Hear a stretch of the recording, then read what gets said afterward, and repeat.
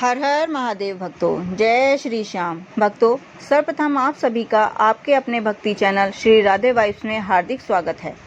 हर सुबह एक नई शुरुआत लेकर आती है, लेकिन कभी कभी एक साधारण सी सुबह हमारी पूरी ज़िंदगी बदल देती है। एक छोटे से शहर की गलियों में जहाँ ज़िंदगी बहुत साधारण थी, वहीं रहता था एक ऐसा लड़का जिसकी भक्ति सबसे अलग थी।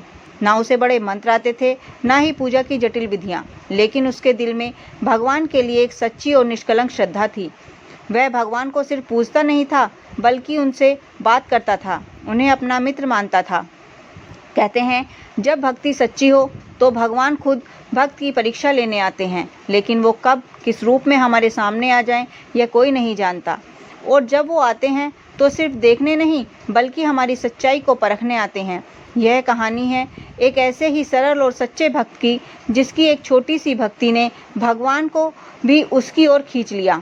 और फिर जो हुआ, उसने यह साबित कर दिया कि भगवान को पाने के लिए बड़े मंत्र की नहीं, बस एक सच्चा दिल ही काफ़ी होता है। भक्तों, आज हम बुधवार प्रदोष व्रत की कथा का श्रवण करेंगे।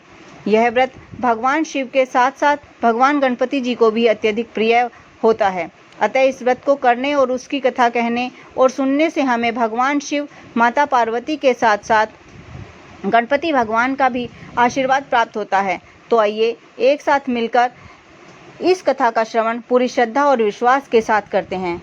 बोलिए भोलेनाथ की जय, गणपति बप्पा की जय।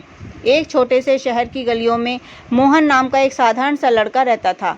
उसका जीवन बहुत साधारण था, न बड़ा घर, न कोई खास पहचान, लेकिन उसके पास एक ऐसी चीज़ थी जो बहुत कम लोगों के पास होती है, सच्चा और निष्कलंक दिल।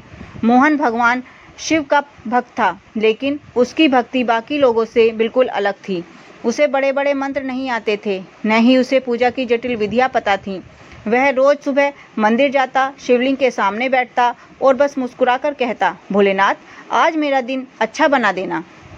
मंदिर में आने वाले लोग उसे देखकर अक्सर हंसते। कोई कहता, ये कैसी पूजा है, तो कोई उसका मजाक उड़ाता, भगवान से ऐसे बात करते हैं क्या। लेकिन मोहन को इन बातों से कोई फर्क नहीं पड़ता था। वह भगवान को अपना मित्र मानता था, एक ऐसा मित्र जिससे वह दिल की हर बात बिना झिझक कर कह सकता था। एक दिन मंदिर के पुजारी ने उसे बुलाया और कहा, बेटा मोहन, अगर तुम हर बुधवार प्रदोष व्रत रखो तो भगवान तुम्हारी हर इच्छा पूरी करेंगे। मोहन ने मुस्कुराकर जवाब दिया, पंडित जी, मुझे ज़्यादा कुछ नहीं चाहिए, बस भोलेनाथ हमेशा मेरे साथ रहें। फिर भी उसने व्रत रखने का निश्चय लिया। अब हर बुधवार मोहन सुबह से ही उपवास करता, दिन भर काम करता, लेकिन उसके चेहरे पर हमेशा वही सादगी भरी मुस्कान रहती। शाम को प्रदोष काल में वह मंदिर जाता, दीप जलाता और उसी सरल भाव से भगवान से बातें करता। भोलेनाथ, आज थोड़ी भूख लग रही है, लेकिन कोई बात नहीं, मैं व्रत रख रहा हूँ, आप साथ देना।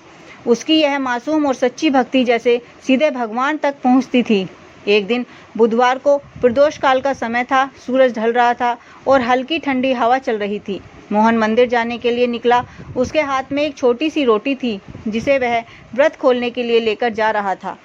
मंदिर के बाहर उसे एक बूढ़ा आदमी दिखाई दिया। वह बहुत कमज़ोर था और उसकी आंखों में भूख साफ दिखाई दे रही थी। बूढ़े आदमी ने धीरे से कहा, बेटा, मुझे भूख लगी है, कुछ खाने को दे दो। मोहन रुक गया। उसने अपने हाथ में रखी रोटी को देखा। वह रोटी ही उसके पूरे दिन का सहारा थी। अगर वह इसे दे देता तो वह खुद भूखा रह जाता। एक पल के लिए वह सोच में पड़ गया। उसके मन में द्वंद्व चलने लगा, क्या करूं? अगर यह दे दूं तो मैं क्या खाऊंगा? लेकिन अगले ही पल उसे बिना ज़्यादा सोचे वह रोटी बूढ़े आदमी को दे दी। वह मुस्कुराकर बोला, कोई बात नहीं, भोलेनाथ कुछ ना कुछ कर देंगे। बूढ़े आदमी ने उसकी आंखों में गहराई से देखा और हल्की सी मुस्कान के साथ रोटी ले ली। उस दिन कोई बड़ा चमत्कार नहीं हुआ, न आसमान से कोई प्रकाश उतरा, न कोई दिव्य आवाज़ आई, लेकिन मोहन को अपने भीतर एक अजीब सी शांति महसूस हुई, जैसे उसके दिल में कोई बैठकर मुस्कुरा रहा हो। वह रात उसने भूखे पेट ही काटी, लेकिन उसके चेहरे पर संतोष था। अगले दिन अचानक उसे एक छोटी सी नौकरी मिल गई। धीरे धीरे उसकी ज़िंदगी में बदलाव आने लगा। उसकी मेहनत रंग लाने लगी और उसका जीवन पहले से बेहतर होने लगा। लेकिन इन सब के बीच एक चीज़ कभी नहीं बदली, उसकी भक्ति। वह अब भी हर दिन उसी तरह भगवान से बातें करता जैसे पहले करता था। कुछ दिनों बाद मंदिर के पुजारी ने उसे बुलाया और कहा, मोहन, उस दिन जो बूढ़ा आदमी मंदिर के बाहर बैठा था उसे किसी और ने नहीं देखा। मोहन यह सुनकर चौंक गया। अब उसके मन में एक अजीब सा एहसास जागा। उसने उस दिन की हर बात को याद किया, वह बूढ़ा आदमी, उसकी मुस्कान, उसकी आंखें। अचानक उसकी आंखें नम हो गईं। उसे समझ आ गया कि वह कोई साधारण व्यक्ति नहीं था, वह स्वयं भगवान शिव थे जो उसकी भक्ति की परीक्षा लेने आए थे। मोहन के चेहरे पर एक हल्की सी मुस्कान आ गई। वह मंदिर के अंदर गया, शिवलिंग के सामने खड़ा हुआ और हाथ जोड़कर धीरे से बोला, भोलेनाथ, मुझे पता था आप जरूर आएंगे। उस दिन उसके दिल में जो शांति थी वह किसी भी चमत्कार से बड़ी थी। भक्तों, इस कथा से हमें यह सीख मिलती है कि भगवान को दिखावे की भक्ति नहीं बल्कि सच्चे दिल की भावना चाहिए।